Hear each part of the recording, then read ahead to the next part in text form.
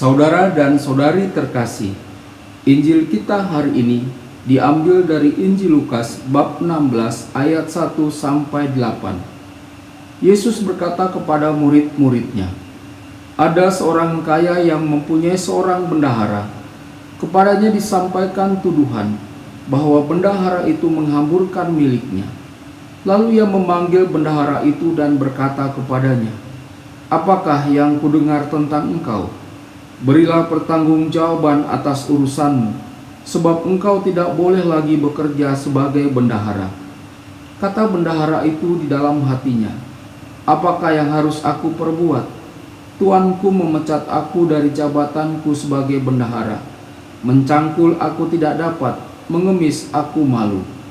Aku tahu apa yang akan aku perbuat, supaya apabila aku dipecat dari jabatanku sebagai bendahara, ada orang yang akan menampung aku di rumah mereka.' Lalu ia memanggil seorang demi seorang yang berhutang kepada tuannya. Katanya kepada yang pertama, 'Berapakah hutangmu kepada tuanku?' Jawab orang itu, 100 tempayan minyak.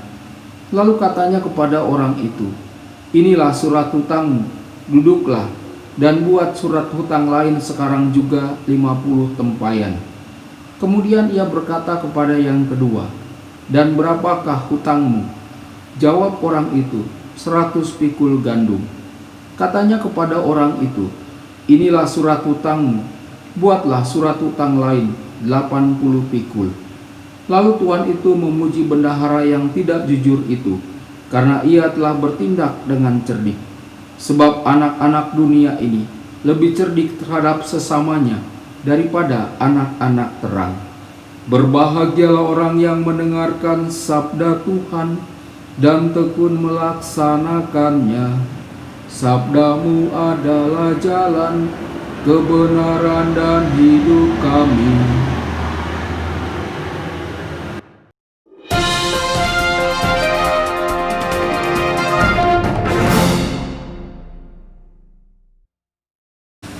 Saudara dan saudari terkasih dimanapun Anda berada, jumpa lagi dengan saya Romo Tedens dalam saluran Warta Kabar Sukacita. Semoga Anda semua tetap dalam keadaan sehat dan bahagia. Injil kita hari ini diambil dari Injil Lukas bab 16 ayat 1 sampai 8. Injil hari ini berbicara tentang perumpamaan bendahara yang tidak jujur. Perumpamaan ini membingungkan karena bendahara itu dipuji. Ayat 1 sampai 2. Bendahara terancam kehilangan pekerjaannya. Ada seorang kaya yang mempunyai seorang bendahara. Bendahara dikecam oleh tuannya karena memboroskan hartanya. Lalu orang kaya itu memanggil bendahara itu dan berkata kepadanya, "Apa yang kudengar tentang engkau? Berilah pertanggungjawaban atas pekerjaanmu. Engkau tidak boleh lagi bekerja sebagai bendahara." Tuan yang kaya itu mau memecat bendahara itu karena ia korupsi. Ayat 3 sampai 4. Bendahara itu berkata dalam hatinya, "Apa yang harus aku lakukan? Apa jalan keluarnya?" Bendahara itu mulai merenungkan apa yang harus ia buat. Ia mulai menganalisa satu persatu apa yang mau ia lakukan. Mencangkul dia tidak kuat, mengemis dia malu. Kemudian dia menemukan alternatif lain sebagai solusi. "Aku tahu apa yang akan aku buat, supaya jika aku dipecat, ada orang yang akan menampung aku di rumah mereka." Ini adalah usaha untuk mencoba tetap bertahan hidup di masa yang akan datang. Lalu ayat 5 sampai 7. Solusi yang bendahara itu temukan. Bendahara itu memanggil orang-orang yang berhutang pada tuannya. Kepada orang yang pertama dia bertanya, "Berapa hutangmu kepada tuanku?" 100 tempayan.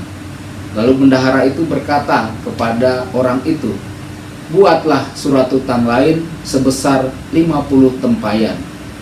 Juga kepada orang yang kedua, yang berhutang 100 pikul gandum, diminta membuat surat hutang 80 pikul gandum." Saudara dan saudari, bendahara ini tetap tidak jujur, tetapi kriteria tindakannya adalah bukan pada kejujurannya, tetapi upaya dirinya untuk tetap bertahan dalam hidup. Ayat 8. Tuan yang kaya memuji bendaharanya itu. Ini adalah kesimpulan yang membingungkan. Tuan memuji bendahara yang tidak jujur karena kemampuan bendahara itu dalam mengatasi situasi sulit yang dialaminya, dan ia bisa mencari jalan keluarnya. Saudara dan saudari, Tuan dalam perumpamaan ini adalah Yesus sendiri. Tetapi Yesus tidak memuji ketidakjujuran bendahara itu. Yesus melihat bendahara itu tahu bagaimana berpikir dengan baik dan mencari jalan keluar atas kesulitan dirinya yang tidak punya pekerjaan.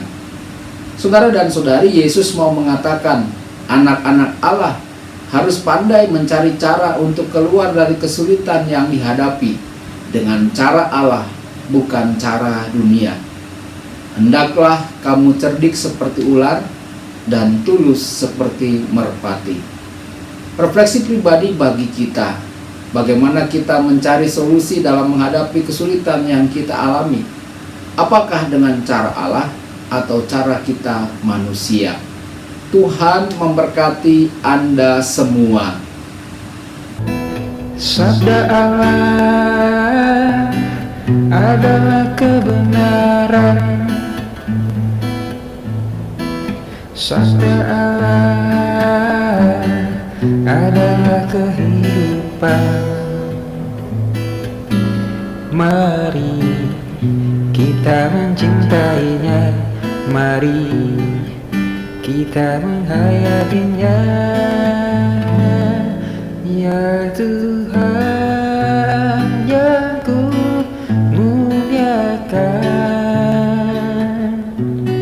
sabdamu angkat resah